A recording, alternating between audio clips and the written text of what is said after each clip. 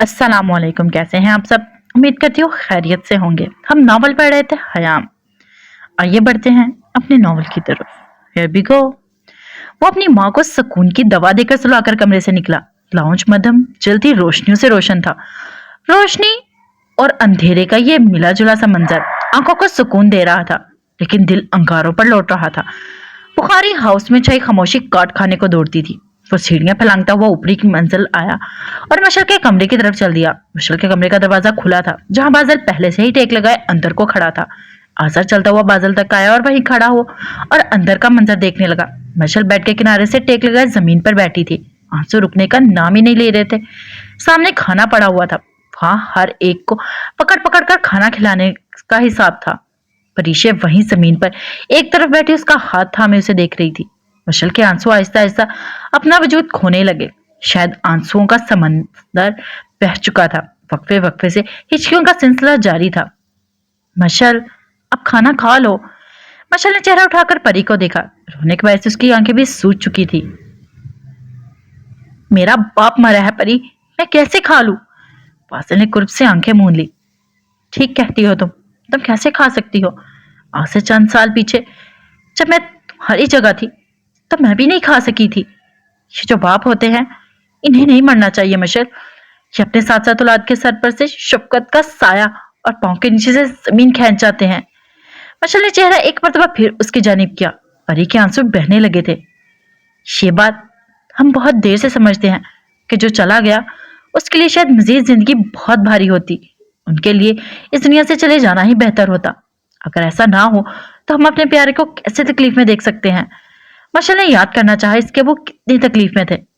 खुदा के लिए, पर सब्र कर लेना अच्छा होता है। और तुम सोचो, कुछ लोग वो भी होते हैं जिनके माँ बाप मर जाते हैं और उनके सर पर हाथ रखने वाला कोई होता ही नहीं। जबकि तुम या मैं भी, देखो, हम दोनों ने किसी एक को खोया है, लेकिन हम तन्हा नहीं हैं। हमारे साथ सबसे कीमती रिश्ते मौजूद हैं। मशल उसकी बातें बहुत ध्यान से सुन रही थी। और तुम फिक्र क्यों करती हो? ये जो भाई होते हैं ना, अगर निभाने वाले हों तो वो भी दूसरे बाप होते हैं।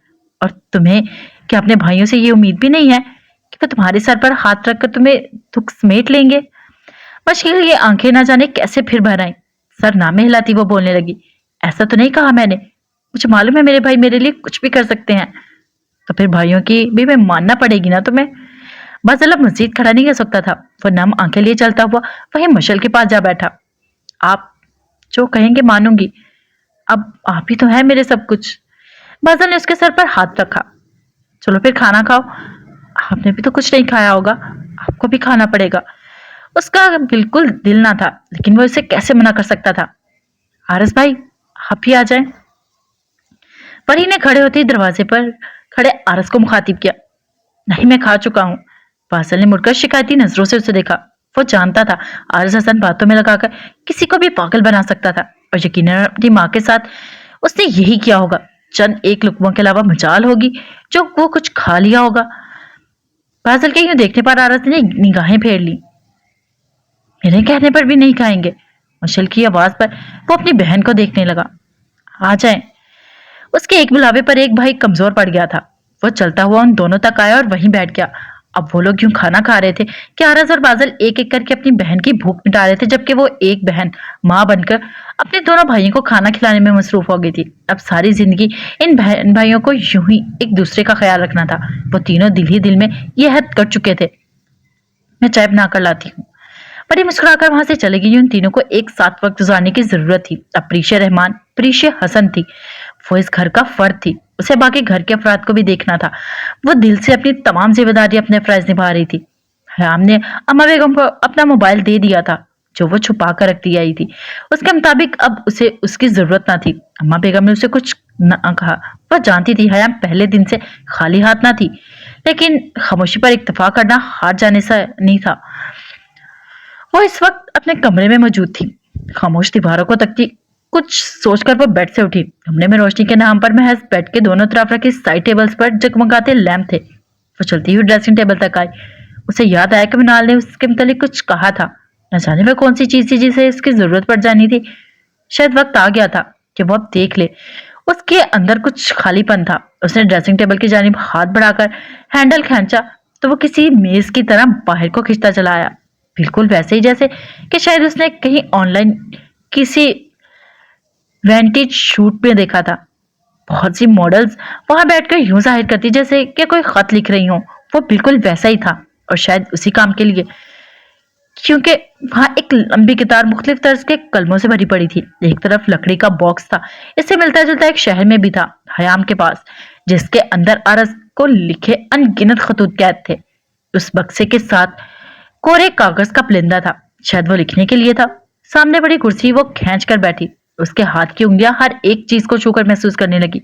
ایک قلم پر اس کی نظر ٹھہری، نہ صرف نظر بلکہ اس کی انگلیوں کی حرکت بھی۔ سیاہ رنگ قلم جس کی اوپری سطح پر سنہری رنگ سے کچھ لکھا گیا تھا، بہت غور سے دیکھنے پر وہ وہاں لکھے الفاظ پڑھ پائی۔ وہ الفاظ سرگوشی کی مانند اس کے لبوں سے آزاد ہوئے۔ خطوط، لکھو میرے نام۔ شاید کہ وہ کوئی اشارہ تھا، لیکن وہ عہد کر چکی تھی شاعر میں اب سے خط نہ لکھے گی۔ وہ اپنے درد کی داستان اتارنے میں کسی بے جان چیز کا استعمال نہ کرے گی، لیکن اس کا دل سب کی دیواریں توڑنے لگا۔ وہ آج لکھنا چاہتی تھی، اسے لکھنے ایک عرصہ ہو چکا تھا۔ حیام کی روح زخمی تھی، وہ اپنے زخم منمل کرنا چاہتی تھی۔ آخرکار اس کا ضبط ہار گیا، عہد ٹوٹ گیا۔ وہ قلم کھولتی، ایک کاغذ اپنے سامنے کرتی لکھنے لگی، سید زادے، کاش میں تمہیں بتا سکتی، تمہارا جانا میرے دل کی چلتی دھڑکنوں کو بے ترتیب کر گیا ہے۔ میرا وجود تمہارے ساتھ کو مچلنے لگا ہے، لیکن افسوس کہ میں مجبور ہوں۔ میرا بدن میری ہی سسکتی ہوئی آہوں میں قید ہے۔ ماضی میں جو ظلم تم نے مجھ پر کیے ہیں ان کا کوئی مداوع نہیں۔ ایسا نہیں کہ میں چاہتی ہی نہیں ہوں کہ مداوع ہو، بلکہ میں یہ چاہ کر رکھتی ہوں مجھ مظلوم کا دل بڑھ آئے اور وہ تمہیں معاف کر دے، لیکن ایسا نہ ہو پائے گا۔ اب کہ میں جو تمہیں ٹھکرا چکی ہوں تو تمہارا پھر سے واپس آ جانا مجھے خواب سا معلوم ہو رہا ہے۔ میں یہ دیکھنا چاہتی ہوں کہ تم چلے تو نہیں گئے، شاید کہ تمہیں یہیں کہیں میرے پہنوں میں ہی موجود ہو، لیکن تم مجھے دکھ کیوں نہیں رہے؟ مطلب کہ تم جا چکے ہو اور میری جھولی پچھتاووں سے بھر گئی ہے۔ اب میں یہ سوچتی ہوں تو 100% سچی سوچتی ہوں کہ تمہارا پھر سے آ جانا ایک خواب ہے جس کی تعبیر خالی ہے، بے معنی۔ تمہاری اسیر سید زادی۔ خط مکمل کرتے ہی اس کے آنسو بہنے لگے، سانسیں اٹک رہی تھی، یا شاید وہ ہچکیاں تھی۔ قلم بند کر کے واپس اس کی جگہ پر رکھا اور خط موڑ کر بکسے میں ڈال دیا۔ کرسی کی پشت سے ٹیک لگائے وہ چھت کو تکنے لگی۔ وہیں بیٹھے بیٹھے وہ سو گئی تھی۔ اپنا حال دل قلم سے اتارنا بڑا بھاری کام ہے، اگر کوئی سمجھے تو۔ نہ جانے وہ کس سے پہر مشل کو سلا کر اپنے کمرے میں آیا۔ شاہ میر اس کے کمرے میں صوفے پر ٹیک لگائے سو چکا تھا، پاؤں زمین پر لٹکے تھے۔ وہ شاید اس کا منتظر تھا۔ عارض اداس مسکرا کر اس تک گیا تو دیکھا اس کے پاؤں اب بھی جوتوں میں قید تھے۔ عارض نے جھک کر اس کے جوتے اتارے۔ وہ سچ میں اگر خود کو عارض کا دوست کہتا تھا تو ٹھیک ہی کہتا تھا۔ شامیر پل پل اس کے ساتھ رہا تھا۔ سب گاؤں واپس جا چکے تھے، لیکن شامیر بخاری وہ وہیں رہا تھا۔ مجال تھی جو کسی کے کہنے پر بھی ہل جاتا۔ عارض جانتا تھا کہ شامیر اب حیام کو لے کر اس سے کچھ اختلاف رکھتا تھا، لیکن وہ تمام باتیں الگ تھی۔ وہ دوستی نبھانا جانتا تھا، اور یہ بھی جانتا تھا کہ رشتوں کے درمیان اختلافات کبھی ضرورت پڑنے پر جتائے نہیں جاتے، بلکہ ایک دوسرے کو ڈھانپ لیا جاتا ہے۔ شامیر نے بھی عارض کو ڈھانپ لیا تھا۔ وہ وہیں شامیر کے ایک طرف بیٹھ گیا، جوتے اتار کر پاؤں سامنے پڑی میز پر پھیلائے۔ آج پہلی مرتبہ وہ حیام بخاری کو نہیں سوچ رہا تھا۔ آج وہ اپنی ماں، اپنی بہن، اپنے بھائی، سب سے بڑھ کر اپنے باپ کو سوچ رہا تھا۔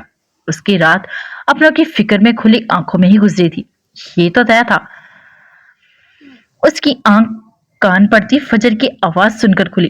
وہ وہیں کرسی پر سوئی ہوئی تھی، اس کا دوپٹہ ڈھلک کر کچھ اس کی گود میں چپکے کچھ زمین پر تھا۔ اس نے ارد گرد نظر گھمانے اطراف کا جائزہ لینا چاہا تو اپنا کمرہ پہچان کر پرسکون ہوئی۔ نگاہیں سامنے کھلی پڑی ڈریسنگ کی میز نما دراز پر پڑی، جہاں رات وہ خط لکھ رہی تھی۔ تمام چیزیں ویسے ہی ترتیب سے پڑی تھی۔ اس نے سیدھے ہو کر لکڑی کا بکسا کھولا تو سامنے وہ خط موجود تھا جو اس نے لکھا تھا۔ مطلب کہ وہ خواب نہ تھا، ایک حقیقت تھا۔ سرد آہ بھرتی وہ اٹھی اور ہینڈل پکڑ واپس دراز دھکیلا تو ڈریسنگ پہلی سی حالت میں واپس آ گئی۔ آئینے میں خود کو دیکھا تو چہرے پر آنسوؤں کے میٹھے میٹھے سے نشانات اب بھی تھے۔ پیچھے منظر پر سنائی دیتی اذان ہو چکی تھی۔ اب اسے پہلا کام فریش ہو کر نماز ادا کرنا تھا۔ اسے سکون کی ضرورت تھی۔ وہ نماز ادا کر کے دوپٹہ اچھے سے خود پر پھیلاتی کمرے سے نکل منال کے کمرے کی جانب چل دی۔ منال اسے رستے میں ہی مل گئی۔ میں تمہارے پاس کیا آ رہی تھی؟ میں خیریت؟ منال اس کو اپنے ساتھ لیے اوپر سیڑھیوں کی جانب چل دی. ہاں ویسے ہی شابیر کی طرح. سیڑھیاں بور کرتی حیام نے اس سے سوال کیا. کرن لے گئی ہے اسے, چائے لے کر آ جائے گی, وہ بھی تمہارے لیے بھی بنوائی ہے میں نے. وہ اب اوپر پہنچ گئی تھی. منال نے آگے بڑھ کر چھت کا دروازہ کھول دیا. دروازہ کھولتے ہی ٹھنڈی ہوا چلتی محسوس ہوئی. وہ وہی سیڑھیوں پر ہی بیٹھ گئی. حیام باہر نظر آتے دودھیا اور آسمانی رنگ کے امتزاج سمیٹے آسمان کو تک رہی تھی. تمہیں ایسا کیوں لگا تھا کہ مجھے لکھنے کی ضرورت پڑ جائے گی؟ حیام نے سوال پوچھا. نگاہیں اب بھی باہر آسمان پر ہی تھی. ہاں مطلب کہ تم نے وہ کھول لیا. یوں ہی تمہیں پہلی بار دیکھا تو معلوم ہو گیا تھا. محبت کی مار جسے پڑ جائے اسے محبوب سے گفتگو راحت بخشتی ہے. پھر سوچا کہ منال بہت غور سے اس کو تک رہی تھی کہ ایسا کون سا رستہ ہے جس سے تم محو گفتگو ہو سکو. ہر رستہ کھنگالا لیکن کچھ بھی نہ ملا. پھر یاد آیا کہ ایک یہی رستہ ہے جو برسوں سے اپنایا جاتا آ رہا ہے. منال کی بات پر حیام ہنسی. اچھا اور کیسے جانتی ہو تم یہ جو رستے طے کر چکا ہے؟ اب کیا حیام اسے دیکھ رہی تھی لیکن منال نے چہرہ باہر کھلے آسمان کی جانب کر لیا. باجی بیگم. یہ باجی بیگم کون ہے؟ حیام نے سوال کیا. اماں کی بیٹی ہے اور ہماری پھپھو اسی حویلی میں رہتی ہیں. کیا واقعی؟ کتنے راز ہیں اس حویلی میں منال. حیام کے لہجے میں بے سکونی ابری. بہت سارے. حیام کے چہرے پر کچھ جان لینے کو بے چینی تھی. یہ لو چائے بہنوں, وہ بھی گرما گرم. کرن چائے لیے وہیں آ بیٹھی. شابیر کدھر ہے؟ منال نے اسے نہ پا کر سوال کیا. منال لا رہی ہے اسے. اس کا کہنے کی دیر تھی منال اور شابیر کو گود میں لیے وہیں آ بیٹھی. سلام آپیو. اس کے یوں کہنے پر سب ہنسی. شابیر کو حیام اپنی گود میں لے چکی تھی. سب چائے کے کپ پکڑے ماحول سے لطف اندوز ہو رہی تھی. حیام نے گہری سانس بھر کر چائے کا کپ پکڑا اور گرما گرم گھونٹ بھرا. اسے وہ پھیکا سا مشروب اچھا لگا تھا یا شاید وہ جس کے لیے پی رہی تھی اس کا دل راضی ہو چکا تھا. تم میٹھا نہیں پیتی اسی لیے تمہارے لیے پھیکی چائے بنوائی ہے. منال نے اسے دیکھتے ہوئے کہا. تو تم سب کیوں یہ پھیکا زہر پی رہے ہو؟ اس کے سوال پر کرن ہنسی. بے فکر ہو, ہم سب کی میٹھی چائے ہے. کرن نے ٹرے پر رکھی شوگر پاٹ ہاتھ میں پکڑا حیام کے سامنے کر جواب دیا. حیام مسکرائی. تو مجھے کچھ بتا رہی تھی؟ حیام نے چہرہ منال کی جانب کرتے پوچھا. ہاں, وہ بولتے بولتے رکی. مناہل جواب میرا بیٹا, بڑوں سے بات کرنی ہے. مناہل نے جواباً حیام کو یوں دیکھا جیسے کہہ رہی ہو, دیکھا میں کہہ رہی تھی نا. بیٹھی رہو مناہل, جو بات ہوگی اس کے سامنے ہی ہوگی, اب چھوٹی بچی نہیں ہے یہ. حیام کی بات پر مناہل چہرہ جھکائے مسکرا دی, جبکہ منال نے اسے شکایتی نظروں سے دیکھا. اماں اکلوتی اولاد تھی. اس زمانے میں سیدوں کو جو عزت ملتی تھی وہ آج سے 2 گنا زیادہ تھی. خاندانی جائیداد اور ورثے میں بھری پڑی تھی اور وراثت صرف اکلوتی اماں, نہ کوئی آگے اور نہ کوئی پیچھے. اب تو سیدوں کی تعداد نہ ہونے کے برابر سی ہو گئی ہے, لیکن تب ہر اگلے جاننے والوں میں کوئی نہ کوئی برادری کا سید نکل آتا. اماں کی شادی کی عمر ہوئی تو ان کے ماں باپ کو یہ فکر کھا گئی کہ نہ جانے کہاں اپنی بیٹی کے نصیب ملے ہوں گے. اپنے خاندان میں تو بہت سے رشتے خود چل کر آئے. اماں کا حسن ہی ایسا تھا کہ ہر کوئی خواہش کرتا کہ ان کی بہو بن جائے. منال رکی, کپ میں مجھے چائے کا آخری گھونٹ بھرا اور کپ واپس رکھا. ایک مرتبہ پھر بات کا آغاز کیا, لیکن پھر کسی نہ کسی وجہ سے اماں لوگوں کی طرف سے انکار ہو جاتا اور کہتے نہ کہ جہاں نصیب ہوں گے وہاں جتنا مرضی ہاتھ پاؤں مار لو, تب بات بنتی ہی نہیں. اماں کے معاملے میں بھی کچھ ایسا ہی تھا. وہ تینوں بڑوں کو غور سے اس کی کہانی سنا رہی. کرن وہ تو پہلے ہی سن چکی تھی, لیکن مناہل کے لیے وہ نہیں تھی. پھر ایک دن اماں کے لیے ایک رشتہ خود چل کر آیا. دوہرے پڑے سے کوئی دور پڑے سے کوئی رشتہ بھی نکلتا تھا ان سے, لیکن اتنے سالوں سے کبھی ملاقات نہ ہوئی تھی تو جان پہچان نہ ہونے کے برابر تھی. لڑکے والے سعادت تھے, یوں کہہ لو کہ اماں کی برادری کا رشتہ نکل آیا تھا. نہ پیسے کی کمی اور نہ جائیداد کی, زمینوں کی بھمار. رشتے کی بات چلی, یہاں سے فوراً ہاں ہو گئی. ہاں کہنے کو یہ بات ہی کافی تھی کہ بس سید زادے تھے. وہ سانس لینے کو رکی. شادی کی تیاریاں ہونے لگی. رخصتی کی تاریخ طے پا گئی تو طے یہ ہوا کہ تاریخ اور وقت پر بارات چل کر آ بھی گئی. لیکن منال رکی. لیکن حیام نے سوال کیا. لیکن عین وقت پر معلوم ہوا کہ وہ لڑکا جس سے نکاح ہونا تھا وہ سید زادہ نہیں تھا, وہ ان لوگوں کا سگا بیٹا نہ تھا. ان کے مطابق اس بات سے کیا فرق پڑتا تھا کہ وہ سگا تھا یا نہیں, یہ بات کافی تھی کہ وہ سیدوں کی سرپرستی میں تھا. لیکن ان کو کوئی بتاتا کہ غیر سیدوں کو سید کہلانا کس قدر عذاب ہے. یہ بات تو خود قرآن شریف میں خود کہتا ہے کہ لے پالک تمہارے سگے بیٹے نہیں ہیں, ان کو ان کی ولدیت سے پکارو. तो तुम सोचो कि एक सैयदजादे का निकाह गैर सैयद से कर दो तो पूरी नस्ल खराब, नस्ब से ही मुंह फेर लिया जाता है। फिर क्या हुआ? हयाम ने फिर से सवाल किया। फिर क्या होना था? बारात वापस लौटा दी गई। हयाम ने हैरानी के मारे अपने हाथों से अपना मुंह ढांपा। कितनी ही देर वो यूं ही बैठी रही, सब खामोश थे। मनाहिल भी बहुत गौर से वो सब सुन रही थी। इससे पहले वो दोबारा कुछ बोलती, सादिया वापस चली आई। सलाम, आप सबको अम्मा बेगम बुला रही हैं, नाश्ते का वक्त निकल रहा है। चलो भाई हयाम उठो, आज तो मजे आएगा। आज बावर्ची खाना हमारा है, जो हम चाहेंगे वो कर सकते हैं। लेकिन है ना, हयाम अभी तक जो कुछ वो सुन चुकी थी उसके असर में थी। क्या वाकई? किरण ने सवाल किया। हाँ, अम्मा ने खुद ही इजाजत दी है। मनाहिल ने एक मिनट बाद फिर जवाब दिया। मैं भी मदद करूंगी। मनाहिल ने शौक से इजाजत चाहिए। जी बिल्कुल, ये जो आपकी अम्मा बैठी हैं उन्होंने किसी इजाजत का सवाल ही खत्म कर दिया है। आप अब सब कुछ कर सकती हैं। उसकी बात पर किरण और मनाहिल दोनों हंस दी। मनाहिल ने हयाम को गोद से शाफिर को लेकर सादिया को पकड़ाया। चलो भाई, उसे जाकर अम्मा को दे दो और वापस बावर्ची खाने में आओ, बहुत काम करना है। हयाम वापस वक्ती तौर पर हवासों में आ चुकी थी। वो सब उठकर आगे पीछे सीढ़ियां उतरने लगी। आरज और शामिर इस वक्त कमरे में मौजूद थे। आरज ने मोबाइल पर कोई गजल चला रखी थी। वो दोनों इस वक्त गजल के बोल सुनते खोए हुए थे। अगर मैं एक चट्टान सा आदमी रहा हूं, मगर तेरे पास हौसला है कि जी रहा हूं। वो रेजा रेजा मेरे बदन में उतर रहा है। मैं कतरा कतरा उसी की आंखों को पी रहा हूं। गजल खत्म हो चुकी थी। वो दोनों कितनी देर यूं ही खामोश बैठे रहे। शामिर की नजरों का रुख आरस पर टिका था, जबकि वो जमीन को घूरने में मसरूफ था। शायद वो कुछ सोच रहा था या शायद फैसला। और फिर बोल उठा। शामिर, तू वापस हवेली चला जा, सब तेरा इंतजार कर रहे होंगे। वो उसे देख नहीं रहा था। मैं कैसे जा सकता हूं? मैं नहीं जाऊंगा। मैं कह रहा हूं ना कि तू जा।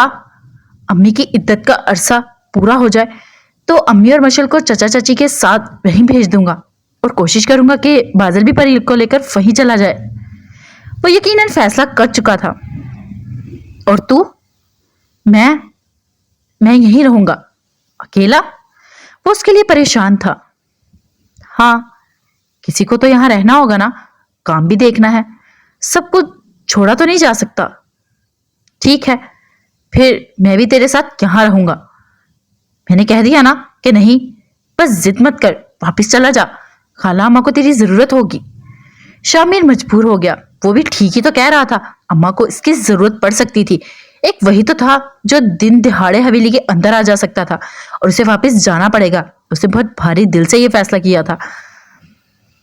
वो तमाम लड़कियां जिनकी उम्रें इतनी तो थीं कि सुघड़पन की डिग्रियां उनके पास होती, लेकिन इस वक्त अपने फूहड़ होने का ऐलान चीख चीख कर रही थी। बावर्ची खाने की हालत किसी जंग के मैदान से कम ना थी। शायद ही किसी ने कभी चूल्हा भी जलाकर देखा हो। उनके लिए काम का मतलब मुलाजमाओं की निगरानी करना, अपनी मनपसंद चीज तैयार करवा लेना था। जहां तक बात थी हयाम की, उसे कुकिंग के नाम पर महज 2 तरह का ऑमलेट बनाना आता था, जिस पर वो फख्र से कहती कि माशाल्लाह इतना अच्छा नाश्ता बना लेती हूँ। और हाँ, चाय और कॉफी को कैसे भूल सकते हैं। वहां सब बावर्ची खाने में लाइन से खड़ी थी। कोई अपना हाथ सहलाती पाई जाती और कोई अपना सर पकड़े खड़ी थी। किसी ने गरम गरम ऑयल अपने हाथ पर गिरा लिया तो किसी ने फ्राइंग पैन कैबिनेट से निकालते हुए अपने सर पर गिरा लिया। चूंकि वो तमाम मुलाजमाओं को बावर्ची खाने से निकाल चुकी थी, अब बची थी हयाम और सादिया। नाना सादिया मोहतरमा को भी कहाँ कुछ आता था। एक रोटी तो ठीक से बनाना आती ना थी, अलबत्ता काम करने का ढंग जरूर आता था। आखिर को अपनी माँ के पीछे वही अपने छोटे भाई को खाना देती थी। अब ऐसे क्यों खड़ी हो सबकी सब? बैठ जाओ। उबले हुए आलू के छिले के उतारते हयाम ने तीनों को डाइनिंग टेबल पर बैठने को कहा तो सबकी सब फौरन कुर्सियां धकेलती बैठ गई। सादिया, इनको गोल गोल काट कर दो जल्दी। हयाम के खड़े होते सादिया ने फौरन आलूओं से भरी प्लेट अपने सामने खिसकाई और खड़े खड़े ही उन्हें काटने लगी, जबकि बाकी तीनों बड़े ध्यान से हयाम को काम करते देख रही थी। हयाम ने कुटी हुई प्याज को गर्म ऑयल में डालकर फ्राई करना शुरू किया। प्याज के रंग बदलते ही फौरन कटी हुई टमाटर और मसाला जार छिड़कने लगी। मनाहिल और किरण तो इससे खासी मुतासिर दिखाई दी थी। सिद्धा बेबी, ये ले काट दिए हैं आलू, अब क्या करूं? हयाम ने पैन में चम्मच चलाते हुए उसे हाथ के इशारे से प्लेट मांगी, जो कि उसने फौरन ही थमा दी। अब हयाम तैयार किए हुए अमेजे में आलू के कतले डाल रही थी। फिर उसे अच्छे से मिक्स करने के बाद इन्हें पूरे फ्राइंग पैन में फैलाया गया। सादिया, जल्दी से अंडे फेंट कर दो। हयाम के हर मर्तबा के कहने पर इस मर्तबा भी वो किसी बोतल के जिन की तरह हुक्म की तामील करने लगी। चंद मिनट गुजरने के बाद हयाम ने फेंटे हुए अंडों को तैयार करदा आलूओं के मेजे पर अच्छे से फैला दिया। चूल्हे की आंच हल्की करके पैन को ढक्कन से ढक दिया। मुड़कर चारों को देखा। तुम तीनों में से किसको चाय बनाना आती है? किरण, सवाल पूछते ही किरण को मुखातिब किया, यूं जैसे कि पूछना चाहती हो कि अभी कुछ देर पहले जो चाय पी थी वो खुद बनाई गई थी या? हाँ हाँ, चाय बनाना आती है, किरण ने झट से जवाब दिया। तो फिर इंतजार क्या कर रही हो? उठो जल्दी से बनाओ। सादिया, तुम टोस्ट। सादिया ने उसकी बात खुद ही पूरी कर दी। अभी करती हूँ सईदा बीबी। मनाहिल, जाओ फ्रिज से सॉस निकाल कर लाओ। जब अपन वो सर हिलाती उठकर फ्रिज खोलकर खंगालने लगी। हयाम चलकर मनाल तक गई, उसके जले हाथ को देखा और बावर्ची खाने से निकल गई। तकरीबन 1 मिनट बाद वो वापस आई तो अब भी सबको जैसे छोड़कर गई थी, सबके सब वैसे ही थे। हाँ, लेकिन मनाल किरण के साथ खड़ी चाय को उबलते हुए देख रही थी। सॉस की बोतल डाइनिंग टेबल पर पड़ी थी। हयाम मनाल के साथ रखी कुर्सी धकेल कर बैठी और उसका हाथ, जिस पर थोड़ा सा जले का निशान था, अभी कदरे मध्यम था, थाम कर हाथ में मौजूद क्रीम की डिबिया खोल उस पर लगाने लगी। रहने दो। मनाल ने मना करना चाहा लेकिन सामने भी हयाम थी। अभी लगा लोगी तो जख्म जल्दी भर जाएगा और निशान भी चला जाएगा। क्या फर्क पड़ता है इन सब निशानात से? और ये क्रीम भी क्या करेगी? जख्म छुपा कर क्या करूंगी हयाम? क्या रूपर लगे जख्म बंदिल हो सकते हैं? हयाम ने चेहरा उठाकर उसे देखा। उसकी आंखों में झांकती वो चेहरा मोड़ गई। कितना दर्द था उन आंखों में। हयाम कैसे न जान सकी थी, कैसे अनजान रही। मनाल तो हयाम को देख उसकी तकलीफों का अंदाजा लगा लिया करती थी। तो क्या हयाम सच में दोस्ती निभाने में पीछे रह गई थी? हयाम खामोशी से उठती वापस चूल्हे तक गई। फ्राई पैन का ढक्कन उठाकर अंदर मौजूद ऑमलेट को महारे से चम्मच की मदद से उल्टाया और वापस ढक दिया। हयाम, चाय तैयार है। करण ने चाय को टी पॉट में डालते हुए आगाह किया। और टोस्ट भी। साजिया के कहने पर हयाम ने उसे देखा तो वो हल्के ब्राउन रंग के टोस्ट गहरे पॉट में रुमाल बिछाकर उसमें तरतीब से यूं रख रही थी जैसे गर्मा गर्म ब्रेड बनकर तैयार हुई हो। हाँ, एक काम करो, जाओ पिछले बरामदे में जाकर टेबल सेट करो। तुम लोग, मैं और मनाल बाकी सब सामान लेकर आते हैं। कुछ देर बाद पिछले बरामदे में रखी मेज पर सारा सामान सजा था। अम्मा बेगम भी वहीं तख्तपोश पर बैठी थी। गर्मियों में अम्मा बेगम का बसेरा वहीं होता, चूंकि दूसरा बरामदा खुला था। सूरज की धूप सीधी सर पर पड़ती थी, जबकि ये हिस्सा बंद था। सर पर छत और इर्द गिर्द सजे पौधे एक से मजीद ठंडा कर देते, गर्मी का एहसास तक ना होता। टेबल पर स्पेनिश ऑमलेट बना पड़ा था, जो कि दिखने में बिल्कुल किसी पिज्जे की तरह था। हयाम ने इसे काटा भी बिल्कुल पिज्जे के स्लाइस की तरह था। एक ऑमलेट का स्लाइस अपनी प्लेट में रखकर रुमाल में से टोस्ट निकाला, एक तरफ छोटी प्याली रखकर उसमें सॉस निकाली और चाय का कप बनाकर अम्मा बेगम के सामने जाकर रख दिया। खाएं। इसे ले जा, न जाने क्या बना लाई है तू। और मैं नाश्ता कर चुकी हूँ, तू जाने है इस वेले कहाँ खाती हूँ। अब मैं इतने प्यार से बनाकर लाई हूँ तो खाना तो पड़ेगा। हयाम ने घूर कर देखा तो वो मजबूरन होकर खाने लगी। वो सच में बहुत मजे का था और वो सादा खाना खाने की आदत थी, लेकिन इतनी ही चीजें खाने से क्या फर्क पड़ता है। हयाम वापस जाकर कुर्सी पर बैठी, अपने लिए भी प्लेट पर तैयार करने लगी। बाकी सब भी नाश्ता कर रही थी, बस सादिया नहीं थी। हयाम के इतनी मर्तबा बुलाने पर भी वो ना आई थी। हयाम ने सबसे पहले एक प्लेट तैयार करके उसे भिजवाई थी। वो उसके बगैर कैसे खा सकती थी। आज ये तो तय हो गया था कि बाहर दिखने में जो हवेली सैयदजादियां जितनी सलीकामंद लगती थी, करीब से इतनी ही फूहड़ थी। सूरज ढल चुका था। हयाम अपने कमरे में बेड पर पांव जमीन पर लटकाए बैठी थी जब सादिया दरवाजा खोल इजाजत मांगकर अंदर आई। इधर आकर बैठो। हयाम ने उसे बैठने का कहा तो वो चलकर हयाम के सामने आकर वहीं जमीन पर बैठ गई। उसके यूं जमीन पर बैठने पर हयाम फौरन खड़ी हुई और उसे देखकर बोलने लगी, ये क्या कर रही हो? जमीन पर किसने बैठने को कहा? इधर आओ, ऊपर बैठो मेरे बराबर में। हयाम को मालूम था कि हवेली की तमाम मुलाजमें यूं ही कभी किसी सैयदजादी के बराबर ना बैठी थी। मुलाजमीन तो दूर की बात, मरहला की कोई औरत भी कभी उनके बराबर तक ना बैठी थी। जो बैठने थे सजदा बीबी। उसकी आंखों में आंसू थे। हयाम ने झुककर उसके हाथ थामकर उसे खड़ा किया और एक तरफ रखी कुर्सी खींचकर उसे बिठाया। जब उसे तसल्ली हो गई कि वो उसके बराबर ना सही लेकिन जमीन पर भी नहीं थी, तो वो वापस बेड पर बैठ गई। क्या हुआ है तुम्हें? ऐसा क्यों कर रही हो? उसे गुनाहगार मत करो। हयाम की नजर सादिया के झुके चेहरे पर रेंगते आंसुओं पर थी। यकीन करें सजदा बीबी, अगर से मैं कुछ अरसा पहले वाली सादिया होती तो धड़ल्ले से आपके बराबर बैठ जाती, लेकिन इस हवेली ने जहां आपको बदला है वहां मेरे अंदर भी बहुत कुछ हिस्सा बदल गया है। हयाम ने जवाबन कुछ ना बोला। आपको मालूम है, जब आप यहाँ आई थी मैं पहली मर्तबा आपसे मिली और देखा कि आप इस हवेली से यहाँ के लोगों से कितनी नफरत करती हैं, तो मैं जी ही जी में बड़ा खुश हुई थी। जानती हैं क्यों? सादिया ने चेहरा उठाकर हयाम को देखा, जिसने महज नफी में सर हिलाया। एक मर्तबा मैं हवेली आई थी, पहले भी बेबे के साथ, तब बहुत छोटी थी। मैंने अपनी आंखों से अपनी बेबे को अम्मा के कदमों में बैठे देखा। मेरी बेबे ने उनके घुटनों का थाम रखा था। बस वो एक नजर, एक कम उम्र कच्चे जहन की लड़की की याददाश्त में बड़ी पक्की हो गई। उस लम्हे मुझे अम्मा से हकारत महसूस हुई। वो मेरी बेबे थी, मेरा कुल जहां, और वो किसी औरत के कदमों में बैठी थी तो मेरा जिगर छल्ली होने जाता। जो जो वही कम उम्र और लड़की बड़ी होती गई, वो नफरत पक्की होती गई। फिर न जाने क्या सोचकर उस लड़की ने हवेली आने का फैसला किया और आ गई। अब देखिए मुझे, मैं वही हूं ना। आज मैं खुशी खुशी अपनी बेबे की जगह बैठने को तैयार हूँ। क्यों? हयाम ने सवाल किया। क्योंकि आज जानी हूं कि इस मराला में मौजूद हर शख्स क्यों इस हवेली के लोगों के सामने झुक जाता है। ये इज्जत है जो लोग दिल से यहाँ के मकीनों की करते हैं। इस हवेली के लोगों की पाक दामनी है जो मुझे मजबूर कर रही है कि मैं भी बदल जाऊं। और फिर आपने ही तो कहा था मनाल बीबी से मैं कि सब नफरतें बेबुनियाद हैं। मेरा भी बुग़्ज़ बेबुनियाद निकला है सैयदा बीबी। और जानती हैं, मेरी बेबे मुझे हमेशा कहा करती थी कि हवेली से खाने पर दरवाजा ना बंद किया कर। अल्लाह का रिज्क है, उसके रिज्क के बेहरमती करो तो वो ले लेता है सब। और मुझे हमेशा ये गुमान रहता था, मैं हवेली के लोगों का झूठ क्यों खाऊं? क्या दौलत इंसानों में इस कदर तफरीक कर देती है?